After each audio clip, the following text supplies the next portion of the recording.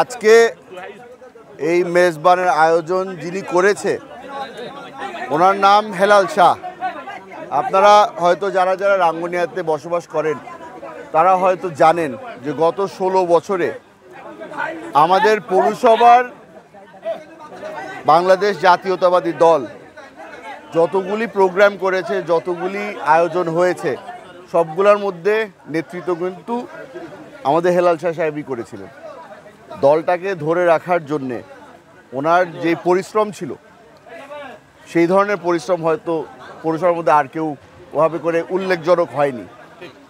আজকে আমরা খালি বলেছিলাম যে এখানে আমরা ওনার পরিবারের সাথে দেখা করতে আসবো, দেখা করে একটু ওনাদের সাথে সাক্ষাৎ করে আমরা চলে যাব, কিন্তু এই সাক্ষাৎকারের জায়গায় ওনারা আজকে মেজবান করলো, একটা সবার সাথে মিলামিশা করার জন্য একটা সুযোগ করে দিল। আশা করি এই ধরনের প্রোগ্রাম আরও ঘন ঘন হবে। চেষ্টা করব মানুষজনকে অতটা বিরক্ত যেন না করি। আমরা আজকে শুক্রবারের দিন আমরা সবাই একসাথে নামাজ পড়েছি, নামাজ পড়ে চিন্তা করলাম যে সবাই জন্য অন্তত একজন একজনের সাথে দেখা করতে পারি। আমাদের দলের পক্ষ থেকে আমাদের সবসময় একটা চেষ্টা চলতে থাকে যে যারা গত 16 বছর ধরে আমাদের ত্যাগী নেতারা ছিল তাদেরকে অন্তত আর কিছু না দিতে পারলেও যেন সম্মানটা আমরা দিতে পারি।